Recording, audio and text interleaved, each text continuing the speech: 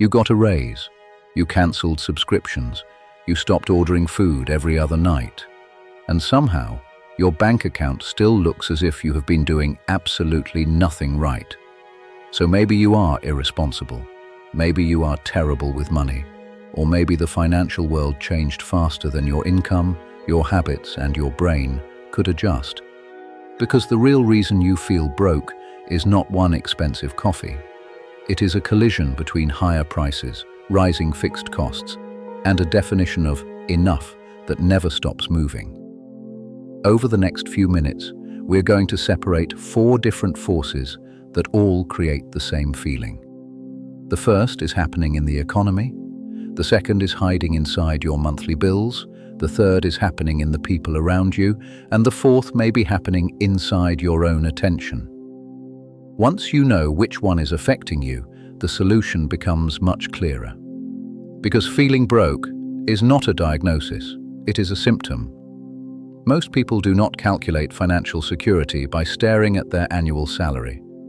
They feel it through margin. Margin is what remains after the rent, mortgage, groceries, electricity, transport, insurance, debt repayments, and family costs have already claimed their share. It is the money that lets you absorb a surprise without panic. It is the ability to replace a tire without moving 3 other bills. And it is the difference between technically being able to afford something and feeling safe enough to buy it. 2 people can earn exactly the same salary. One has cheap housing, no dependents, and no debt. The other has childcare, a long commute, medical expenses, and a rent increase. The number at the top of their pay slips is identical. Their actual financial lives are not. Here is the first invisible force. Your brain remembers what money used to buy. In January 2020, the main US consumer price index stood at roughly 258. By June 2026, it was almost 334. That is an increase of approximately 29%. In simple terms, a representative group of things that cost $100 at the beginning of 2020 would cost close to $129 by that later price level. Your personal number may be higher or lower. Someone spending heavily on rent, insurance, or childcare experiences a different reality from someone whose biggest expenses barely changed. But the overall point remains. Your old mental price list is obsolete. And this creates one of the most misunderstood sentences in economics. Inflation is coming down. That does not normally mean prices are coming down. It means prices are rising more slowly. If a car accelerates from 0 to 100 and then stops accelerating, it does not teleport back to the starting line. It keeps traveling at the new speed. Prices behave in a similar way. The rate of increase can slow while the higher price level remains. But higher prices still do not explain everything, because not all expenses have the same power over your life. A restaurant meal can be cancelled. A streaming service can be cancelled. Your rent cannot be cancelled without also cancelling your home. Fixed costs are the expenses that make decisions before you wake up in the morning. Housing, debt, insurance, childcare, transport needed to reach work, basic utilities. In the United States, approximately 22.7 million renter households, about 49% of renters, spent more than 30% of their income on rent and utilities in 2024. When one fixed cost absorbs a large share of your income, every small purchase begins to feel guilty. That is why the coffee receives so much attention. You can see it, you chose it, you tapped the card. But the coffee may not be the reason you have no margin. It may simply be the only expense that still asks your permission. But cutting 10 tiny pleasures will not always solve one enormous structural cost. Sometimes the real problem is not excessive spending. It is that the price of participating in ordinary life has risen. Now we reach the stranger part. People can receive more money and still feel behind. Part of the reason is that your brain does not measure wealth in isolation. It measures change, and it measures comparison. A salary that once felt exciting eventually becomes normal. The larger home becomes normal.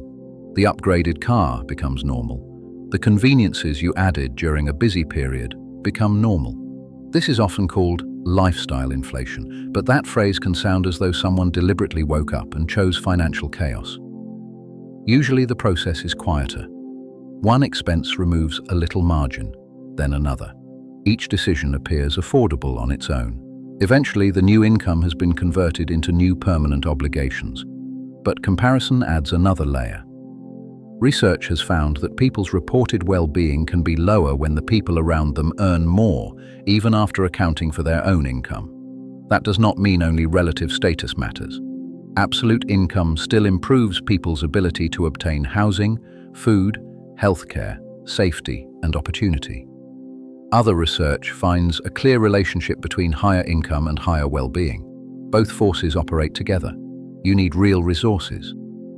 But your mind also wants evidence that you are progressing.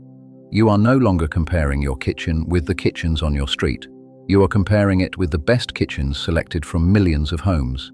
You compare your ordinary Tuesday with someone else's edited highlight. You compare your first home with another person's investment portfolio. You compare your behind the scenes with their announcement. There is no income that can permanently win a competition against everyone. And here is the part ordinary budgeting advice often misses. Feeling short of money does not merely change what you can buy. It changes what occupies your attention. When there is little margin, your brain begins running constant calculations. Can the electricity payment wait? Will the rent leave enough for groceries? What happens if the car needs repairs? Should you avoid checking the balance until payday? A widely discussed study published in Science found evidence that financial scarcity can impose cognitive load and reduce performance on certain tasks. The claim has been challenged and debated, so it should not be treated as a universal rule. But the basic experience is familiar to anyone who has faced genuine financial pressure. Urgent problems consume the attention that could have been used to prevent the next problem. You delay opening a bill because opening it creates another decision. You accept a poor short-term option because you do not have the cash for the cheaper long-term option. You miss a cancellation date. You pay a late fee. You buy the smaller package even though the larger one costs less per unit. Not because you cannot understand the mathematics. Because liquidity and attention are both limited. Consider 3 people. Person 1 cannot reliably cover food, housing, and utilities. That is material hardship. Person 2 earns a reasonable income but has extremely high housing, childcare, and debt costs. That is a margin problem. Person 3 has savings, stable housing, and a high income, but feels unsuccessful whenever someone else appears to have more. That is largely a comparison and expectation problem. All 3 may say, "I feel broke." But giving all 3 the same advice would be ridiculous.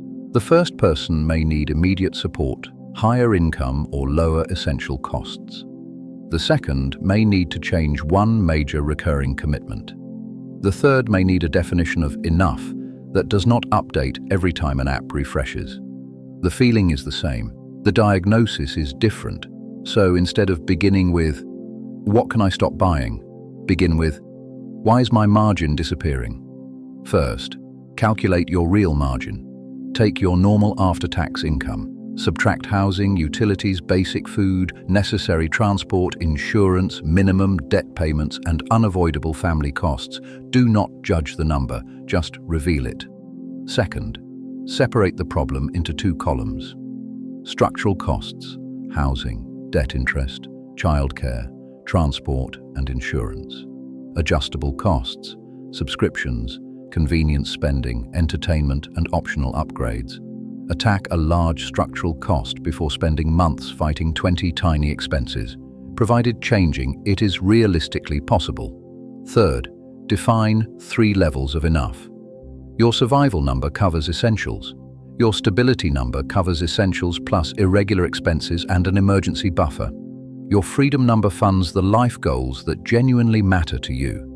Do not borrow someone else's freedom number. Fourth, reduce comparison at the source. Mute accounts that repeatedly turn content into inadequacy. Delay unplanned upgrades. Ask whether you wanted the item before you saw someone else displaying it. And finally, automate whatever margin exists.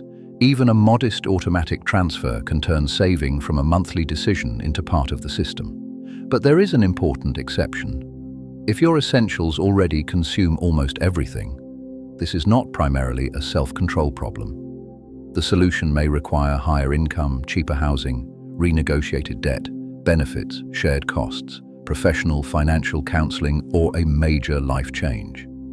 A budgeting app cannot manufacture margin that does not exist. So why do you feel broke? Perhaps because your money is buying less than the amount your memory expects. Perhaps because fixed expenses make most of your decisions before payday arrives. Perhaps because your definition of success keeps moving. Or perhaps because financial pressure is consuming the attention required to escape it. None of that means every purchase is wise, and it does not mean you have no control. It means your bank balance is not a moral score. You are operating inside an economic system, a household cost structure, and a human brain, all at the same time. The problem is not entirely your fault, but once you can name the force, you can stop fighting the wrong one. Calculate your real margin this week, not your salary, not your net worth, the amount of room you actually have. And in the comments, answer one question. What consumes more of your margin than it did 5 years ago? Subscribe for more big questions explained simply.